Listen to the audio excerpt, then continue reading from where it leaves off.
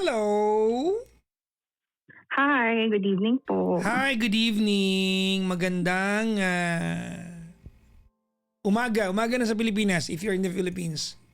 Good morning. Yes po. Good morning. Good Good morning morning. po pala. Good morning. Kamusta po kayo? Okay naman ako. Say thank you for asking. But if you're truly asking me kung ang kamusta ako, medyo kapos ako ng 6,000 ngayon. Baka meron ka dyan. Same lang po tayo. Wala rin? Tapos din po ng 6,000. Wala maitulong tong caller na. Already. Ano name mo? Lexi po. Lexi. You're calling Yes, from po. what part of the Philippines? Kung nasa Pilipinas ka? Laguna. Laguna. Laguna po. Okay. Ilan Yes. taon ka na? I'm 33 po. 33 from Laguna. Yes. Ang arte mo dun, ha? Paano mo sinabi yung, yung 33? 33 na lang po. Anong work mo, Lexi? VA po ako. I'm a virtual assistant po. Non-voice? Opo. Most of my work are admin, operations, ganun po. But have you ever been a, kumbaga, yung voice, Yes po. I started my career po as a customer service po for healthcare companies po. That explains kasi you have voice control. Okay. Ba't di ka Baka maarte lang po. Totoo naman din. Maarte ka naman. Paplastikin ba? Pero maganda, ba't di ka mag-apply na DJ? Alam mo po, nung makwento ko lang, nung medyo bata pa po ako, parang sinali po ako ng mommy ko dun sa nag-audition for voice. Mm-hmm. Kaso hindi po ako pinalad. So, ayun. Mm-hmm. Pero lagi ko pong naririnig na parang hindi daw akma yung voice ko pag nakikita nila ako in person. I don't know if that's a good thing or... Well, probably it's not a good thing, no? Kasi so yun ang galing to. I'm just interpreting exactly what you said. Kasi if I'm going to interpret what you said, ibig sabihin there's a disconnect between how you look and how you sound. Actually, yun nga po. Diba? Sabi salbahe daw, hindi ako salbahe, sa kanya galing ha? Ano ba kayo? Ano ko naging, mga ano kayo, no? Hindi kasi 'di ba for almost a decade nag-manager naman ako ng stasyon. So kahit paano nakakaano naman ako ng anyways, maybe it's not written on the stars, no? Sabi nga nila. Pero gusto mong maging DJ sana? Parang never po yan pumasok sa isip ko. O di wag. Pero... Di okay na, wag na. Wala naman po nangingila. Tama po. Bakit ba kailangan bakit kukumbinsihin ka ba namin? Di wag. Oo, di ba? Okay, so nawala na po yung kaba ko. Thank you. Yun naman ang purpose nito. Pag ganito ako sa inyo, tinatanggal ko yung kaba. Anyways, si Lexi. May asawa ka na, ma'am? Yes po, meron na po. Nasaan si Mr.? Seaman po siya. Seaman. Kakasampa niya lang po first time, yes. First time. Gano'ng katagal na nakasampa? Opo. Mag-1 month pa lang. Mag-1 week pa lang. Nakapag one month po. Mag-1 month. Nakapag-video call na ba kayo sa 1 month na yon? Every day po, yes. Nakapaglambingan na ba kayo sa video? Siyempre po. Hindi mo pwedeng wala yun. Nakapagsabi na ba siya ng, kamusta na? Patingin nga ako niyan. Palagi po yun.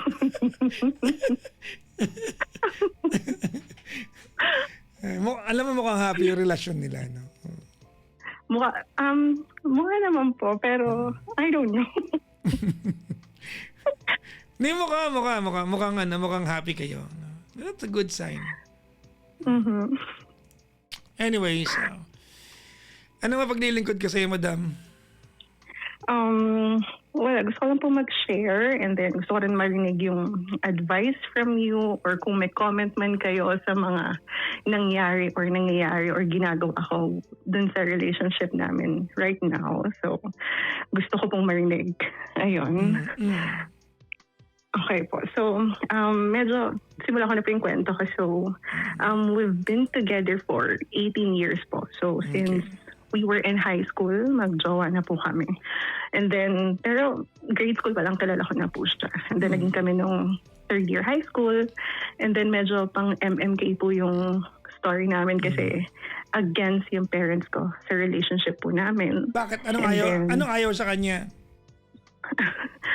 Ayaw po sa buong pagkatao niya. Hindi ko alam actually. Pero dito, kahit after wedding po namin. Pero ano po, nung bata-bata pa kami parang hindi type ng mommy ko siya kasi parang medyo mahangin daw yung dating po ng boyfriend ko. And then feeling niya bulakbol. Tapos yun nga, bata pa kami nagiyosi kasi. So alam niyo po yun, yung mga ganong lagi ng parents ko. So, ayun. So, kahit po naging legal kami for a while, nag-break din kami akala nila break na kami.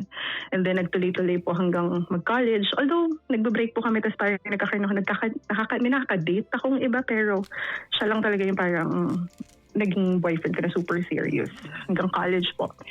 And then, nung college, medyo naghiwalay kami kasi medyo maloko po ito yung boyfriend ko po. Tapos, third year college, na po ako, pa fourth year, nagtanan po kami. So, nagsama na kami noon. Pa fourth year high school, nagtanan kayo? Ay, sorry, college po. Pa fourth year college po. Fourth year college, nagtanan kayo? Apa, nagtanan kami. Nung time na yan, gaano katagal na kayo? So, third, fourth year, 4 years na po kami. 4 or 5, mga ganun po. Ba't kailangan nyo magtanan? Ano meron? Kasi parang feeling ko nagsabay-sabay na rin po yung problem ko. Meron pa akong problem with academics na parang nilagyan ako ng ng nanay ko na pag nagkaroon ka lang ng isang bagsak na subject, di na kita pag aaralin, parang ganun. Tapos parang nagkaroon ako ng problem with one subject. And then, yun nga, at the same time, parang pinaalam ko na magkakabalikan kami nito, tapos ayaw talaga nila. So parang sobrang against talaga yung parents ko. So parang nagkapatong-patong po siya. So parang I chose to leave na lang, tapos sumama na lang sa kanya. Pero siya po, hindi niya gusto pa nung time na yun. Parang hindi pa siya ready kasi feeling niya ang bata pa namin. Okay. Pero pinilit ko po yung sarili ko doon. Tapos, ayun, nagsama kami ng galit yung mommy ko, galit yung parents ko. And then, naging okay lang po kami kasi parang nabuntis po ako nun. After a year na nagkasama kami, nabuntis po ako. No, yung isang taon na hindi na nagtanan kayo, you were completely not in contact with both of your families? Just my family po. Actually, mommy ko lang. Yung parents ko lang po. Pero like, mga tita, tito, ganyan, kapatid, nakakausap ko naman po sila. Okay. Pero, yun po. Tapos yun nga, so nabuntis ako and then naging okay po kami. Tapos parang, kunyari ngayon kami naging okay, parang after 3 days, nalaglagan po ako. I'm sorry to hear that. Thank you po. So, ayun po. Pero doon, after na naging tuloy-tuloy naman pong okay. Tapos, since nung time na nagsasama po kami, siya po, nagpatuloy siya ng pag-aaral. Nag-aaral po siya ng marine engineering kasi gusto po talaga ng parents ng daddy niya na makapag-bar ko siya. Pero, hindi nga rin po siya nagtuloy-tuloy. So, parang nag-work na rin siya. And then, nag-work din po ako kasi medyo alam niyo po, hindi din ganun kadali ng time na nag-umpisa kayo kasi wala kayong pera or kung ano man. Okay. Hanggang sa, after niya pong mag-training, po siya, parang yung mommy ko, meron po kasi kaming business. Since okay na kami, pinasok muna siya doon. And then, ayun, parang 10 years later, andun pa rin siya. Hindi sila, alam niyo, laging hindi maganda yung working relationship nila. So parang tuwing nag-aaway sila, ako yung in-between lagi. Ganun po yung nangyayari nun. Nag-aaway sila, Nino? Nung partner ko po, ay nung asawa ko po. Sino kaaway? Nag-aaway. Mommy ko po. So, they really get into it? Like ganun? Hindi. Actually, yung mommy ko po yung inaaway lang siya. Tapos after na naawayin na ako. Parang gano'n. Na parang, okay, kung so hindi mo naman kasi... inaaway siya ng mami mo tapos ikaw aawayin niya. That's what you're saying? Hindi po. Aawayin siya ng mami ko tapos aawayin din ako ng mami ko. Sobrang laki ng galit ng mami mo sa kanya. She never got to like him? Kasi parang malaki po yung niya dahil hindi ako nakapagtapos ng pag-aaral. Akala ko yung malaki. na parang hindi ako nakapagtapos dahil because of him. Parang ganun po. Okay. Tapos, so, lagi niya sinasabi nun na hindi ka kasi, ano yun, parang hindi ako nakapagtapos nga dahil sa kanya. Ganyan. So, parang malaki yung ano niya talaga doon. So, ganun po. And then, nung mga 10 years siya nag-work doon. Tapos parang siya po, medyo ano siya eh, nag-work siya doon dahil ayaw niyang ma-disappointing yung mommy ko sa kanya. Pero at the same time, parang siya, nahihirapan siya kasi medyo maliit yung sahod niya doon. So parang ganun, kahit na gusto niya umalis, hindi niya magawa. Ganun siya. And then ako po, unti-unti naman, naging okay na rin yung work ko nun kasi nag-start ako mag-VA ng mga 2021. So parang unti-unti po, naging okay na yung buhay namin. Yes po. Huminga ka. Ha? May karera ba? Ay, sorry.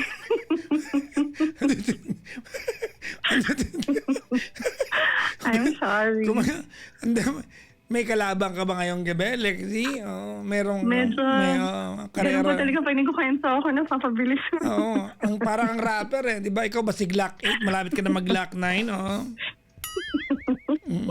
Hiningal. Okay, sige So pa. your then boyfriend, now your husband, was working for your Parents po. okay. The business was Ano siya, shop po siya. ano siya?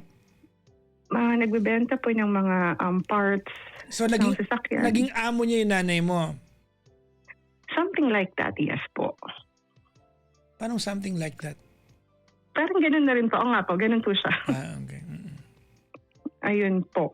Okay. So, parang, so nung VA na po kasi ako, medyo mabigat yung work ko kasi hindi lang po isa yung client ko. Okay. 3-4, ganun po siya. Tapos parang dumadagdag pa yung ganyan, nag-aaway sila, tapos lagi ako yung naiipit sa gitna.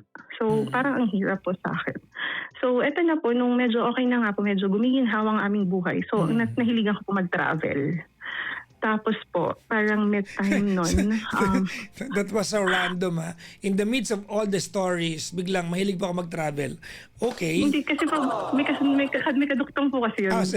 Kasi po, isa po yun sa kinakagalit ng mommy ko, na parang, imbis daw na magtipid ako, bumili ako ng property, alis daw kami ng alis. Kasi parang, nung 2024, parang 6 na beses kaming umalis po nun. Tapos parang, Sa kayo nagpunta? nung, Hong Kong, Vietnam, Macau, Singapore, Australia, Indonesia. So, ang gula sa Australia talaga. Nakakita kang kangaroo doon? Opo. Talaga? Nanununtok pa talaga sila? Nakakatakot po kasi lagi silang parang nanununtok talaga. Tapos ang laki.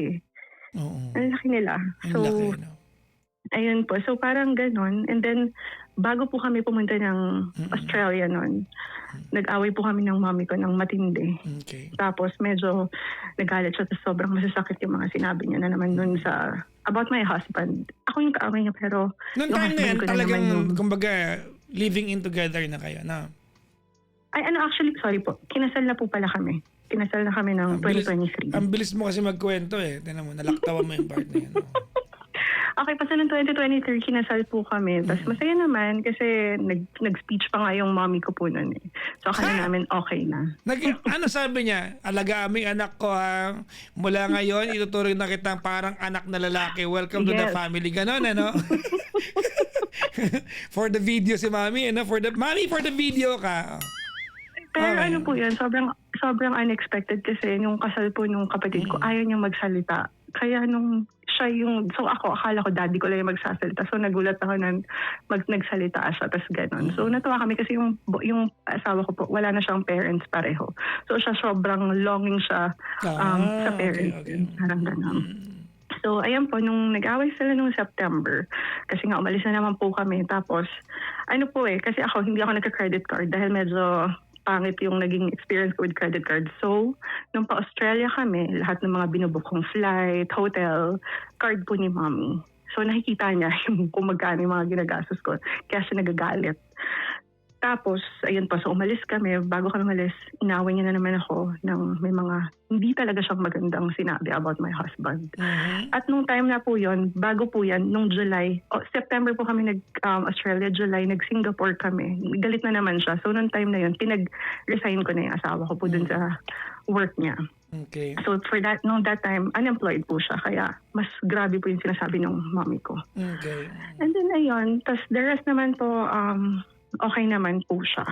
Naging okay. Pero may hindi lang din pala po ako nakwento. Nung bago po kami ikasal, parang nahuli ko rin siya may mga minamessage sa TikTok. Tapos dinidelete niya. Kaso pwede kong i-download yung mga date, yung archive ng mga past nung messages. So nakita ko. Mm-hmm. And then, syempre, kakasal na kami noon, nahanda na lahat, ang mahal na ng ginastos ko. Tapos, parang, yun lang ba, parang hindi ko na pinansin, although pinagawain namin. And then, after po pala nung naming ikasal din, nahuli ko siya na nag-beer house. Tapos, again, naulit na naman po nitong year na to. Kasi may mga kaibigan siyang niyaya na naman siya.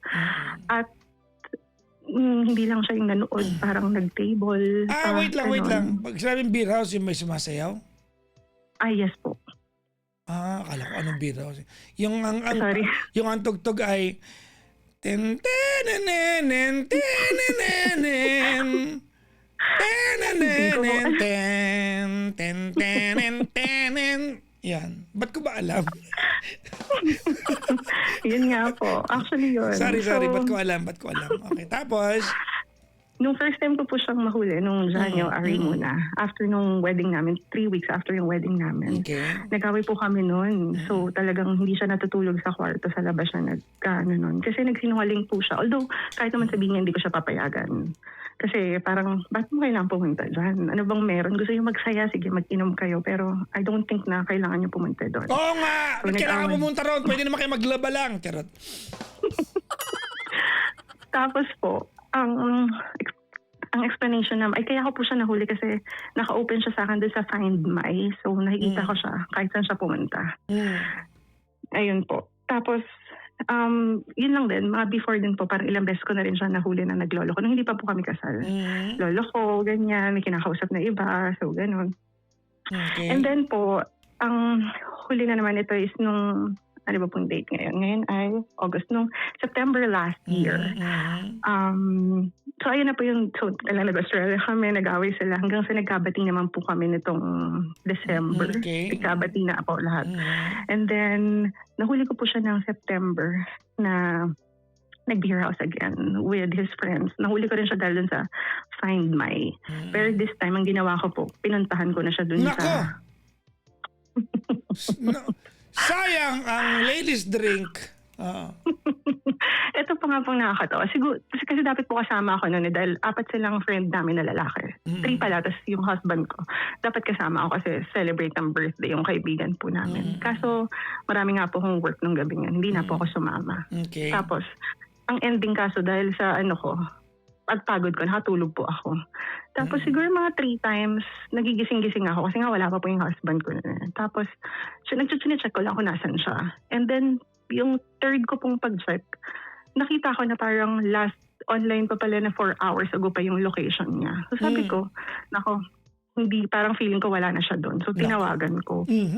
Tinawagan ko, tinetext ko. Sabi ko, i-FaceTime niya ako ganyan. Nako. Kasi para mag-ping yung location niya. Hello po sa mga gaya kong hindi nakarelate ha. iPhone lang mo may FaceTime ha. Sorry. Tapos nung na-ping na yung location niya, sabi ko, walang lumalabas na yung kung anong lugar yun dun sa maps.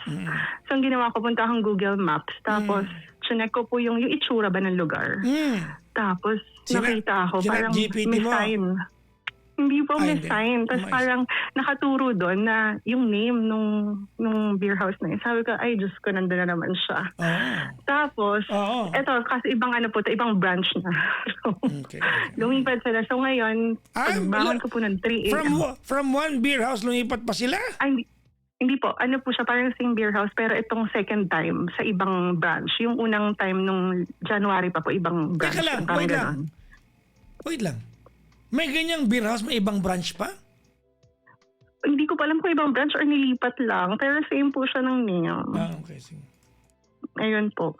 So mga 3:30 a.m. po nun, tinawag ko yung pagbangon ko. Parang nag-ayos na ako. Tapos sakto po andito yung kapatid ko nun. Sabi ko sa mama ko, may pupuntahan tayo. Gumana ako. Tapos kasi nag-grab kami, papunta doon. Tapos yung grab, parang hindi rin siya familiar. Sabi niya, ma'am, tama po ba yung biyada natin? Kasi medyo madilim po. Sabi ko, sige kuya, sundan niyo lang yung nakapin. Tapos yun, pagliko namin, ayun, yung mga ilaw na nagliliwanagan at kumikinang-kinang. Tapos, bumaba na kami ng kapatid ko. Sabi niya, ate, sure ka ba na nandito si ano, ganyan? Sabi ko, oo, ayan yung motor, ganyan. So, andun nga siya. Tapos, pero hindi ako pumasok. Sabi ko sa kapatid ko, pakicheck na lang ako nandun sa loob. Kasi may lumapit din pong bouncer, tinatanong kung may kasama ba daw. Sabi ko, hindi ko, hinahanap ko lang yung asawa ko, ganyan. Tapos, pumasok siya. Tapos yun, tinawag niya po yung husband ko. And then, ang tagal naman po namin. Ano kaya sabi niya? Sir, may naghahanap po sa labas sa inyo. Siya na po yung table ninyo. Ganun. So, hindi ko po alam actually. Hindi ko na sinabi kasi nung pumasok yung kapatid ko, hindi rin siya tuloy-tuloy nakapasok dahil nahiya siya kasi nagkatitigan daw sila nung isang babaeng sumasayaw doon. Nahiya daw siya, lumabas na lang daw siya. So, ganun po. And then, ayun, medyo lasing tong isa, yung asawa ko po. Siya pa yung galit. Hanggang the next day, mag-aaway kami. As in, mga 2 weeks kaming Teka lang, mag-aaway. nung pinuntahan mo siya doon, sumama siya pa uwi sa'yo. Sumama na po siya pa uwi. Opo, nagmotor na siya pa uwi. Pagdating sa bahay. Pero wala, kumbaga, nahuli mo naging biras, pero wala ka nakita kung may ka-table o wala. Hindi ko po alam kasi hindi po ako pumasok. Okay. So, hindi ako pumasok na. So, September po yung nangyari. And then, parang etong time na to, talagang nung 2 weeks kami hindi nag-uusap. After nun, umiyak na ako sa kanya. Sabi ko, parang hindi ko naman deserve ata yung mga ginagawa. Sabi ko, wala naman akong ginagawa sa'yo. Kasi, dun po sa 18 years na relationship na parang never wala akong ginawa na alam ko ikakagalit niya or kung ano man. Parang meron lang one instance nung nag-aral po ako ng culinary. Tapos parang, syempre may mga bagong tao, ganyan. Tapos meron silang ginawang GC, yung mga classmates ko nun. And then sinama ako. Pero minute ko kagad yung GC na yun at enough ko kagad yung notif kasi nga ang dami. So hindi ko siya nabasa ever talaga. Okay. Tapos parang one time, hiniram po ng husband ko yung phone. Hindi ko alam na meron pala doon na inaasar sa aking lalaki. Talagang as in, hindi ko alam, hindi ko maisip kung bakit. Tapos parang after nun, sinabi sa akin ng isa kong friend parang hindi ko alam may crush daw or what, pero parang hindi naman ako naniniwala. Pero inasar lang sa akin. At nakita niya yun. Nakita ng husband ko yun. Tapos medyo na-planning din siya ng time na yun. Sabi ko, wala akong ginagawa. Diyan nakita mo naman, unread pa yung message, yung GC na yan sa akin. So, ang tagal na rin ako inaway nun. Pero wala talaga siyang masasabi na niloko ko siya, ng lalaki ako, or whatsoever pinagawa ko sa kanya, wala po talagang ganun. So, nung huli, nag-uusap na kami na parang pero alam na mga classmates mo kasi since elementary, di ba, this guy has been in your life. Alam na mga classmates mo. Alam na mga classmates mo sa GC na yon that you are taken? Hindi ko po sure kasi hindi po ito yung college at parang culinary lang ako nitong bago mag-pandemic. Kasi gusto ko po talaga maging chef sana. So, bala ko nun mag-Australia, ganyan. So, okay. Apo, yun. So, ito ay 4 months ko pa lang na friends tong mga to. Pero I think some of them, may idea po na meron akong So, meron lalaki doon na may crush sa'yo? Sabi po. Pero, ewan ko. Hindi mo naramdaman? Yun na po ang sabi niya. Hindi po kasi hindi kami mag-classmates Sa ibang, ibang class siya. Yung habang nagagayat pala ng carrots, no? Ikaw yung ini-imagine niya. Pero feeling ko hindi naman po totoo yun. Parang nasabi na lang din siguro, pero feeling ko hindi naman po yung totoo. So parang ganun po. Parang yun lang yung instance. And then, so ako, sobrang sama na po ng loob ko. Kasi ako, wala akong ginawa kundi magtrabaho. As in, tapos lahat po binibigay ko sa kanya. Gusto niya ng motor. Sige, motor. Gusto niya ng ganito, ganyan. Lahat po. Tapos parang siya, naano rin ako nun sa kanya, parang hindi ko rin maintindihan yung naramdaman, pero sabi niya kasi parang ang hirap daw ng araw-araw gumigising daw siya, hindi niya daw alam kung anong direksyon ng buhay niya, parang gano'n, kasi wala siyang ginagawa. Tapos parang ang gusto niya talaga magbarko, hindi naman siya makapagbarko. Tapos although alam niyo, hindi siya nahirapan sa buhay na lahat kasi binibigay ko, pero parang feeling ko kahit anong ibigay ko sa kanya, hindi siya magiging masaya kasi hindi siya yung naghirap nun. Parang ganun po. And then, napapabisyo. May time na parang nalulung sa pag-inom, ganyan. So, ganun po. Tapos parang usap kami noon and then naging okay kami. Naging okay na po. Tapos, and then itong bandang January or Feb nitong taon na po, magkakasama kami ng mga friends namin. Kasi yung mga friends namin, iba FA, hindi na dito nakatira. Iba nagsisiman din. So parang minsan na ulit kami nagkita. And then, nahuli ko sila. Sinabi nila na may mga ka-table pala sila noon. Kasi ang alam ko lang, nag-beer house. Nung tinanong ko siya na nag-usap kami ng seryoso, sabi niya lang beer house, walang table. Malaman ko, may ka-table po pala. Tapos napaamin ko lang siya kasi nitong huli, nung mag-a-apply na siya ng US visa para sa pagsisiman niya. Sabi ko, pag-usapan lang natin yung narinig ko niyan kay doon sa kaibigan nga namin. Kasi sabi niya may ka-table daw kayo. Sabi niya, narinig mo naman 'di ba sila lang, hindi ako kasali. Gumanon siya. I mean, siya daw walang ka-table. Tapos sabi ko sa kanya, seryoso, hindi ka man pumasa doon sa US visa mo. Ginanon ko siya. Ayun, umamin po siya na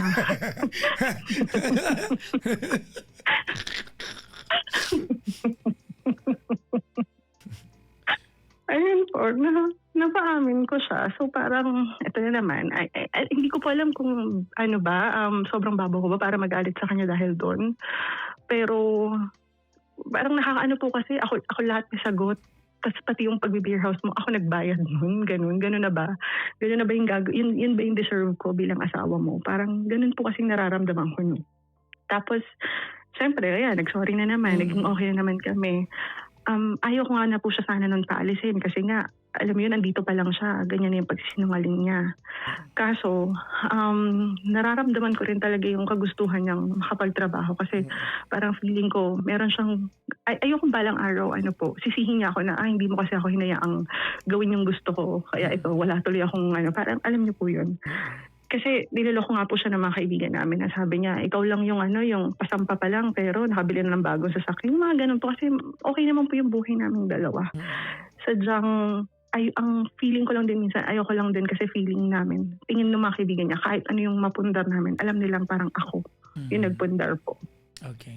So eto na. So na po siya ngayon, nagbabarko na siya. Tapos, mahirap po kasi sa loob ng 18 years, never kaming nahiwalay sa isa't isa ng matagal. Parang once lang po nung nag-New Zealand po kasi imbitahan ako ng kliyente ko sa New Zealand for 10 days. Parang yun pa nga lang homesick na ako eh. So what more pa yung ganito po. So nung magkasama na, yun po, ito na ngayon, nag-update naman siya ganyan. Pero hindi niya alam nabubuksan ko lahat ng WhatsApp, Telegram, kahit kung ano mang meron siya, nakikita ko lahat. And then, alam ko medyo invade ko yung privacy niya pero medyo madalas kasi advance ako mag-isip, feeling ko maluloko na naman ako. Ayoko talagang mangyari yun.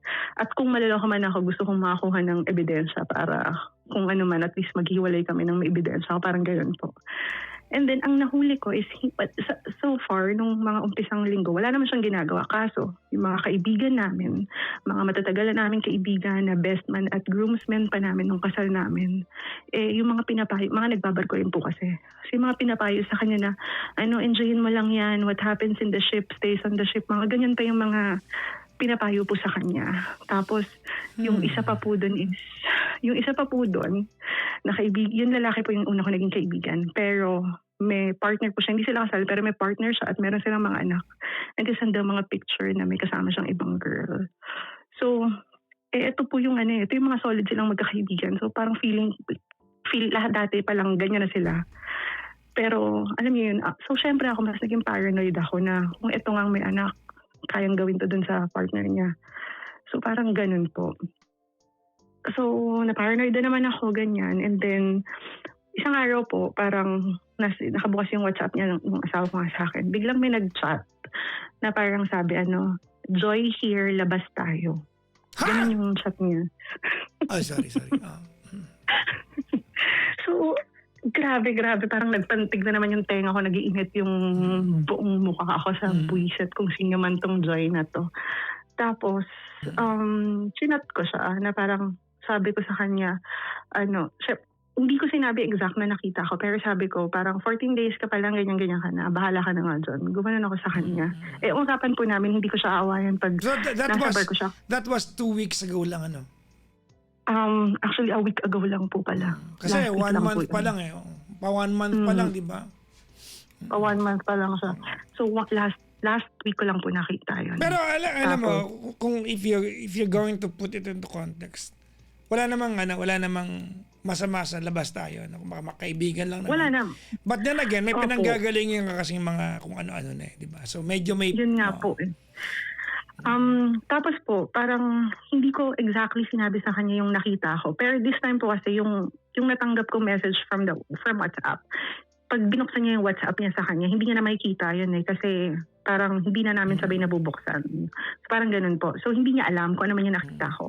Tapos sabi ko, pinamigay mo ba yung number mo? Yun yung sunod kong message. Tapos wala na, natulog na ako. Tapos inano ko na siya, tinanggal ko na siya dun sa mga nakaka-bypass ng DND ko para hindi niya na ako matawagan. Tapos parang nag-chat siya na nag-usap-usap lang daw sila na lalabas sila, na magkaka-batch. Tapos grabe naman daw ako, nang judge siya daw agad ako, hindi daw muna ako nagtanong. Ganun yung sinabi niya. Kaso parang on my part naman po, kung meron kayong parang previous usapan na lalabas kayo, parang feeling ko hindi dapat ganun yung message niya. Ewan ko lang kung ano lang ako mag-isip, pero parang sana, tara na, lalabas na tayo, parang ganun. Pero kasi siya parang, Joy, here, labas tayo. Alam niyo yung parang first time kang niyaya, parang ganun yung dating sa akin, nung message ng Joy. So, yun po. So, parang yung 2 weeks namin hindi kami nag-aaway, na sweet lang kami, parang natapos dahil dun sa message ng Joy na yun. Tapos, yun nga po, nung isang araw, ano ba ngayon? Thursday, Wednesday, nung Tuesday po, medyo nag-away kami ng malala, tapos sigawan niya lang ako. Tapos parang ang sabi niya kasi sa una, nung sabi niya sa akin sa message na, ang dami ko nang iniisip, sasabihin mo pa ako ng ganyan, wala akong panahon sa mga ganyan. Parang ganun yung sinabi niya sa akin na parang dinisregard niya kagad yung kung ano man yung nararamdaman ko po. Na parang ang inisip niya lang kasi pagod siya doon. Although mabigat po kasi ang trabaho niya sa barko, siya po yung pinaka mababa na work. Ganun po yung work niya sa barko. Ano siya, dishwasher, parang ganun po. So, naiintindihan ko naman po yun. Pero hindi ko naman siya yung sinisigaw-sigawan or inaaway-away sa chat. Parang gusto ko lang naman pag-usapan namin kasi parang natapos lang yun ang hindi namin napag-usapan ng ayos. Kung ano at sino ba tong Joy na to talaga. Tapos, ayun po. Tapos parang... Ba't di mo piniem yun, Joy? Ba't di mo piniem? Ayoko naman po ng gano'n. I mean, if you're not getting the answer from him, di ba? Kasi if it's your concern, sawa mo naman. You can be respectful naman eh. I know po, pero parang para sa akin kasi, dapat hindi naman si Joy yung message. Parang dapat kung may gusto ko makuha sa husband ko po. Parang ganun. Siguro kung kabataan ko pa po, malamang talagang minessage ko si Joy at tinanong kung sino siya. Pero I don't think anong work ng asawa mo doon? Dishwasher? Opo. Baka yung sabon nyo, nag-PM sa kanya, Joy dishwasher. Sorry, nabasa ko lang, nag-comment. Pero nga, di ba, sinakyan ko lang yung... Sige, sorry. Actually, yun nga po yung biruan nga namin ng mga kaibigan ko. Pag nakita ko talaga yung Joy na yan, panghuhugas ko talaga siya. Parang naging biruan namin ng mga friends ko pong babae. Pero yun lang po yung ano ko nun. Tapos parang, ang masakit lang kasi parang laging dinidismiss niya kung ano man yung nararamdaman ko. Tapos ang lagi niya sinasabi na, pagod na nga ako dito, tapos gagawin mo pa. Ang pinaka-ano po kasi nitong huli, na parang yung kasi nung una po, chat lang kami nung nag-uusap ng tungkol doon. And then, nung isang araw po, na nasa call.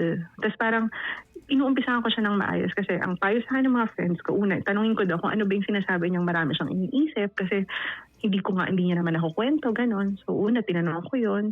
Tapos parang sabi ko, alam ko naman na gusto mo, di ba, mag-work yung marriage natin, ganyan, kahit magkalayo tayo. So ako rin naman. Tapos parang siya, sobrang defensive niya na kagad. Tapos sinigaw-sigawan niya lang ako. Tapos pinabaan ko na po siya. Tapos, hindi na naman siya namin yung parang pinag-usapan, pero parang one day kami hindi nag-usap talaga. Pero dun sa one day na yon, wala siyang ginawa kundi mag-send, parang nag-update siya na break niya na, mag-send siya ng picture na kumakain siya, yung ganyan. Alam niyo po yung kahit na ayoko kasi siya talagang pagbarkuhin. hindi ko rin siya kayang pigilan kasi parang feeling ko para sa kanya talaga yung pagbabarko niya. Kasi alam niyo po yung sobrang bilis ng mga pangyayari kung paano siya nakapag-apply. Parang tinulungan lang siya ng isa naming friend tapos nagtuloy-tuloy na. So parang feeling ko para sa kanya talaga yun na sino ba naman ako para pagbawalan. Kaso ang problema nga, hindi ko po ako na nandito, naiwan sa Pinas, ako yung napaparating, ako hindi makapag-work ng ayos, na naapektuhan yung pagkatrabaho ko po. So yun, tapos hindi ko alam paano i-voice out sa kanya ng hindi siya magagalit or isipin niya na naman na nakakadagdag lang ako dun sa bigat ng ano niya dyan nung habang nasa bar ko siya. Ayun po. Yun lang. Tsaka, ito ba po pala? Wala ko na itulong.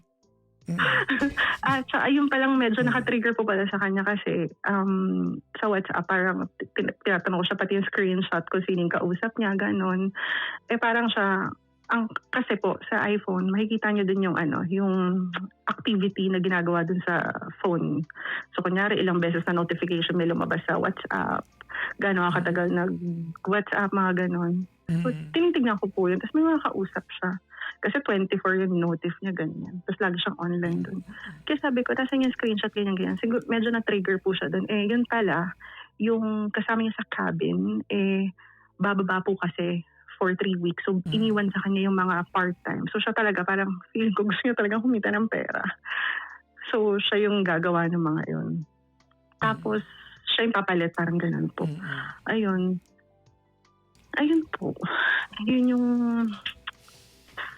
medyo, yun po yung sa akin itong mga nakarang. Actually, for 3 weeks, for 1 month na po na wala siya, medyo natatakot po ako dahil sa mga nakikita ko, naririnig kong kwento, dahil kahit kaibigan ko po na babae, yun ang sinasabi sa akin about sa pagbabarko talaga. Na dahil sa lungkot nga daw po. Hindi mo may iwasan. Nagsama-sama pa talaga kayo, ha?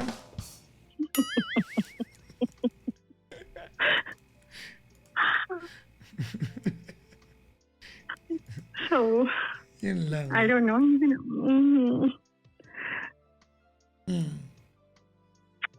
Ayun po, kasi hindi ko talaga, naiintindihan ko na parang hindi ko ba't gusto niya. Kasi ako noong una kaya, feeling ko kaya niya gustong pagbarko dahil feeling ko gusto niya lang mahiwalay sa akin ng malayo.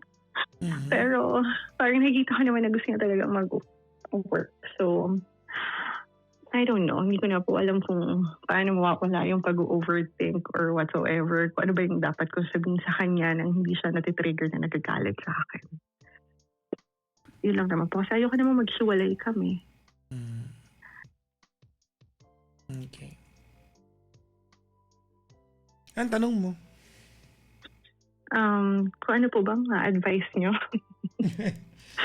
Yan po talaga.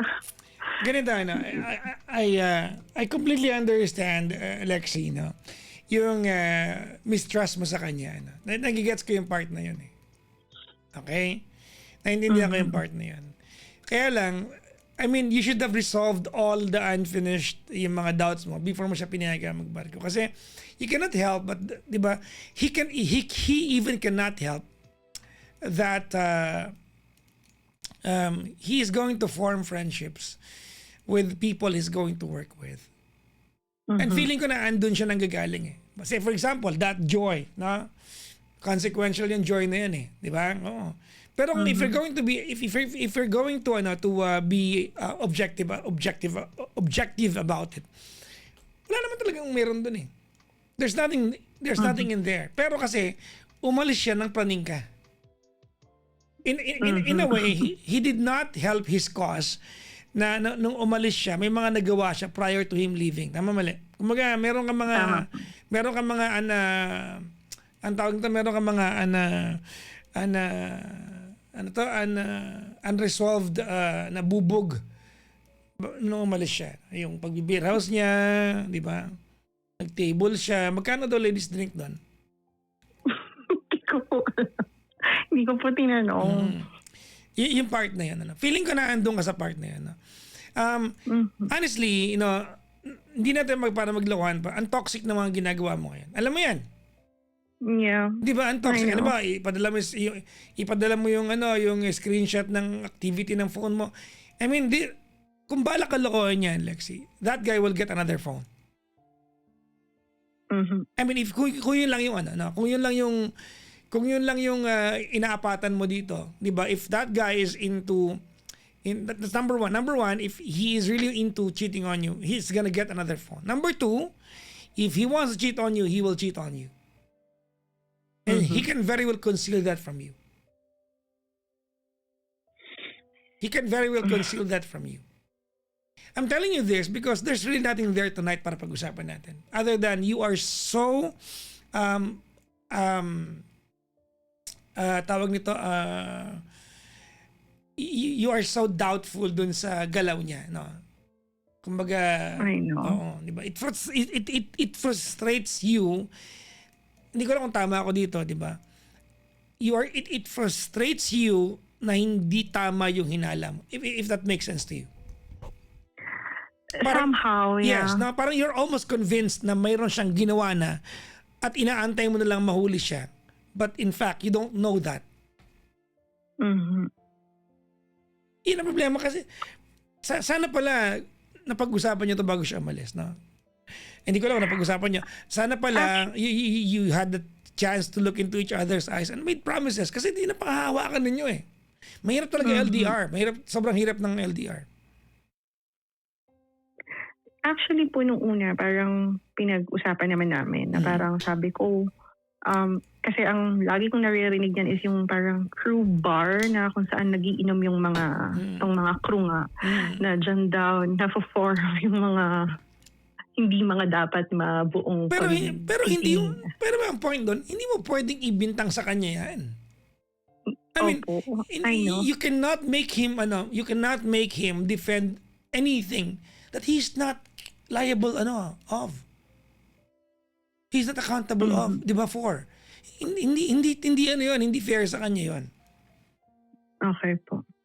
'Di ba kasi you are you're operating on impression eh. Andun ka kasi. Hindi, feeling ko niloloko niya ako eh. Nandun ka kasi. Tama? Yeah. Oo. Hindi fair sa kanya yun. Kung yun lang yung pagbangagalingan natin. Hindi, feeling ko niloloko niya ako eh. Mhm. Naintindihan ko yung kaparningan mo. Kaya lang, hindi nakakatulong sa itong ginagawa mo. Oo nga po. Oo. Okay po. So, itigil ko na yung mga ginagawang pang... Well, hindi ko, no, I did not say that. I mean, ako po nagsasabi. there are ways that you can ask him of how his day how his day has been. Pwede mong tanungin yan eh. Pwede mong tanungin yan eh. Naglalambing ka. Because to be honest with you, the more that you the more that you push a guy into a corner, the more that he will shut off. Alam niyo naman yan eh. The more that the guy will never tell you anything. The more that the guy will be so careful telling you anything at all until he will not tell you anything at all. Okay po.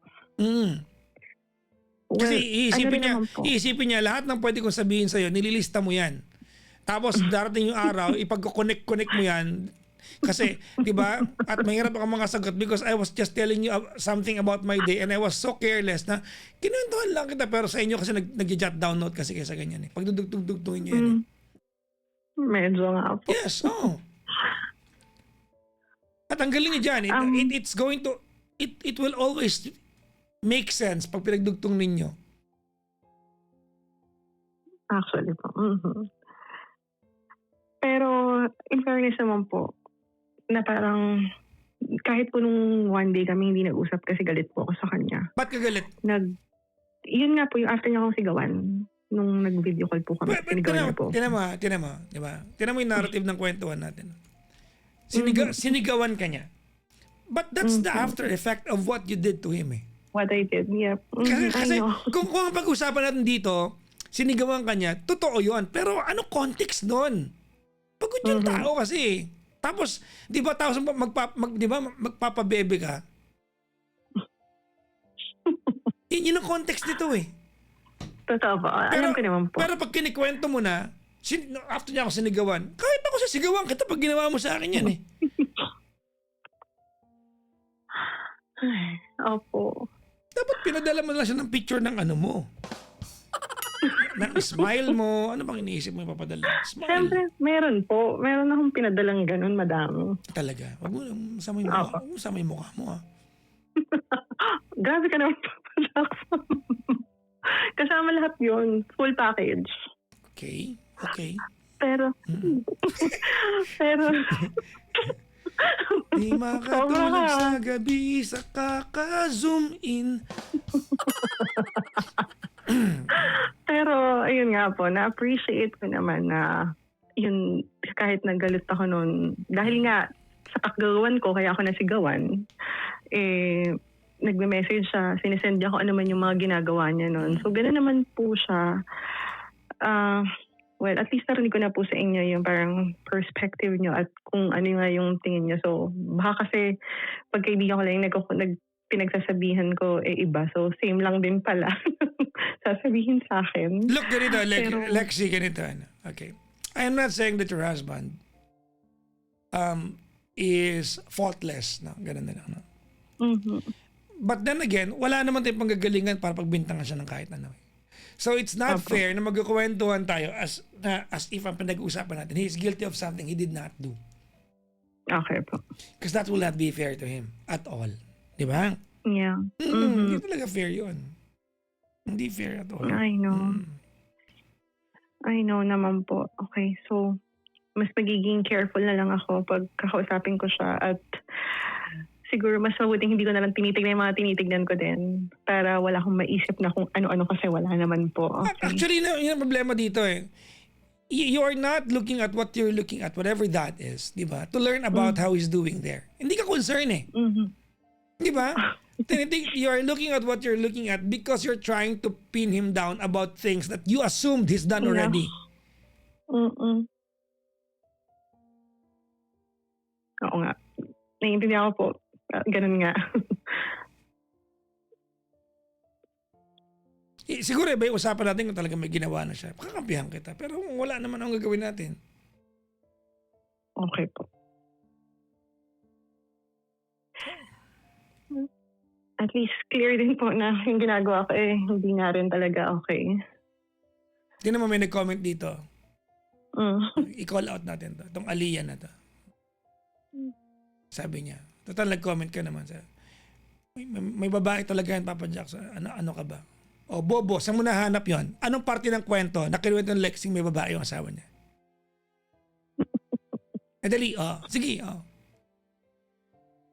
Baka na may na-miss out ako. Wala naman po. Diba? Mhm. Baka may na-miss Wala out ako. naman po. Diba? Aya ba to? Baka meron. Baka may na-miss out ako. Dali, ipagtanggol mo yan. Dali, ipagtanggol mo. Wala naman po. May nag-message lang na Joy, pero hindi niya babae. Diba? Kaya lang siya lumabas dahil yun nga po kasi lalabas daw silang magkakabatch. Parang ganun yung sabi niya. Well, sa part na yun, I'm with you. Nakakaparoon talaga makakita ka ng ganan. But then again, kung titignan mo yung nabasa mo, ano pa meron doon? Wala po. Kaya lang siya lumabas. Di ba? Pag-uusapan natin na guilty siya of something kung meron kang pwedeng kwento sa akin. Mhm. We are not going to work with assumptions. Kasi nakakasira yan ng relasyon. We are not going to promote here, di ba? Yung attitude na pag nagduda kayo, dapat totoo na kagad na nagpapaliwanag na sa inyo. Okay po. Okay po, Papa Jackson. O, kung nakikinig yung asawa mo, anong mensahe mo sa kanya? I know. Sorry. Kasi, so, hi Baba. So, sorry kung yung mga nakarang araw, puro lang ako pagdududa sa'yo. Well, naintindihan ko naman na gusto mo lang mag-work kasi feeling ko talaga parang gusto mo lang patunayan na kaya mo mag-provide for me. Kaya, pasensya na. Pero, ayun, natatakot lang din kasi ako na mawala ka, I guess. Dahil, feeling ko kasi pag nakilala ka nila, kung sino ka, kung paano ka, how you are, paano mo alagaan, kung gaano kasi ang tao. para feeling ko paagaw ka anytime. So, ayun lang naman yung akin. Pero, Wait, what? What did you say? Pinanggigigil mo ako. Ulitin mo yung mensahe mo. bakit dapat? Seryoso naman yun ah. Did you just say maaagaw ka anytime? Baka maagaw ka. Really? I Kasi, mean, that's how. Kasi parang mo sinabi na wala siyang control sa kaya niyang gawin? hindi naman po. Sorry, That's mali. basically what you just said. Oh, sorry. Oh, let's do it again. Yun po yun yung- Baba. Okay, Okay. from the top. I'm sorry dahil naging toxic ako this past few days. Wala naman akong wala akong dahilan para naman awayin ka kasi sabi mo nga wala naman. Pero pagod ka na sa work, pinadagdagan ko pa. So I'm very sorry.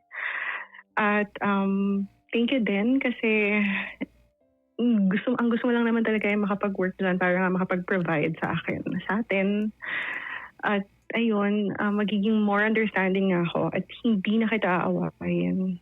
Or hindi na kita pag-iisapin pa dyan kung ano at dadagdag sa kung ano man ang nararamdaman mo. Ayun lang, so mahal na mahal kita. Ayun lang po. Okay. All right. I want you to listen carefully. And Okay.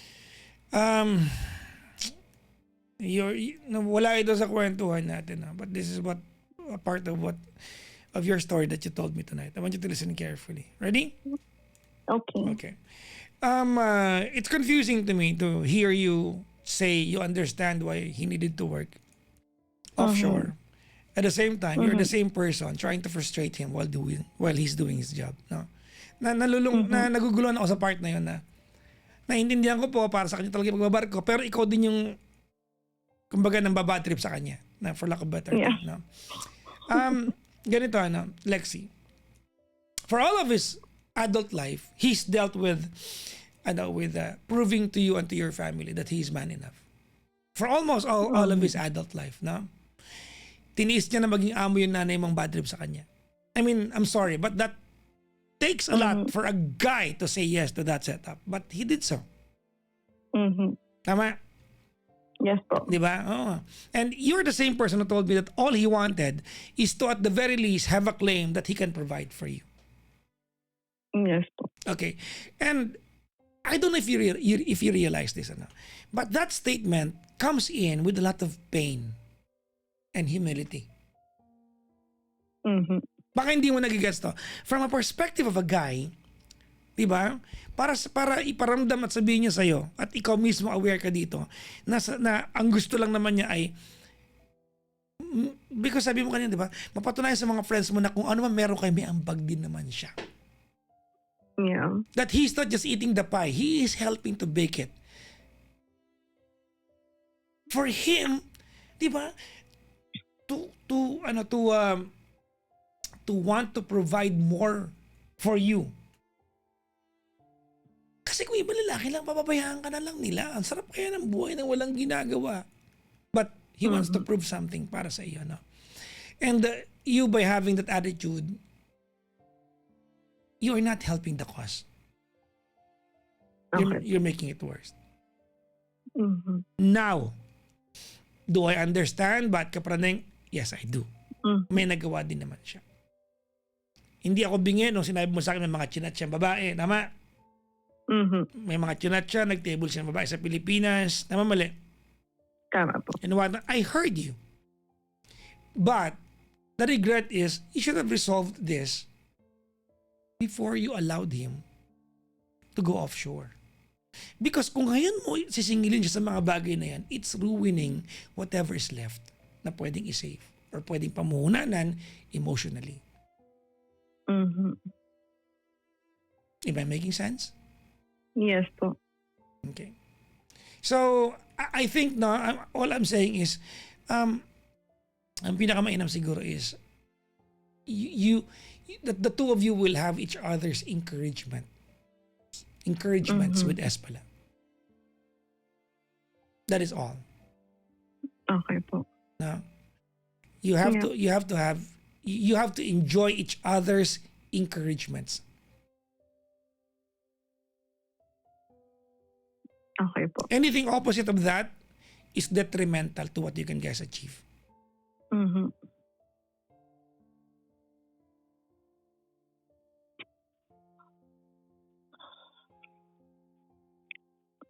Okay? Okay po. Sige, ha?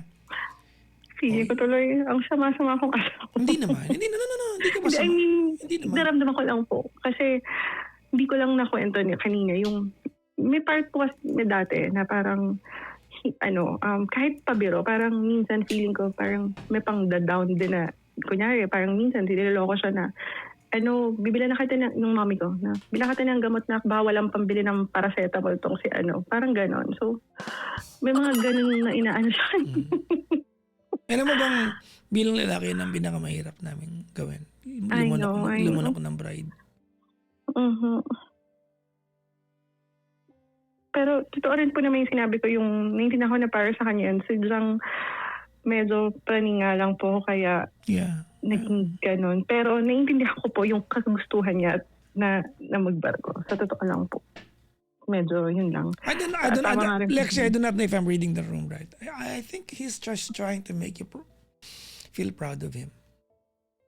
Mhm. And you should support that. Oo nga po eh. Kaya actually nung napapayag niya po ako magbarko na nasa kami. Naglalakad po kami na nagbabakasyon kami. Tapos yun yung parang ilang months na siyang walang work. Tapos parang sabi niya, kasi nga po dahil ako nga po yung malakas kumita, ganyan. So lahat, any luxury item para man sa kanya or akin ako bumibili, mga ganun po. Tapos parang naglalakad kami na. Tapos parang sabi niya, may mga luxury stores po sa gilid, sabi niya. Sabi niya, what if kaya magbarko ulit ako? Kasi gusto ko naman, ako naman yung makabili sa'yo ng mga ganitong gamit. Parang ganun po yung mga sinasabi niya sa akin. So, siyempre, napapayag niya naman po ako. Kasi parang gusto niya lang din naman na minsan siya naman duman libre sa amin pag maalis kami ng bansa, mga ganon. Okay. Ayun po. Okay.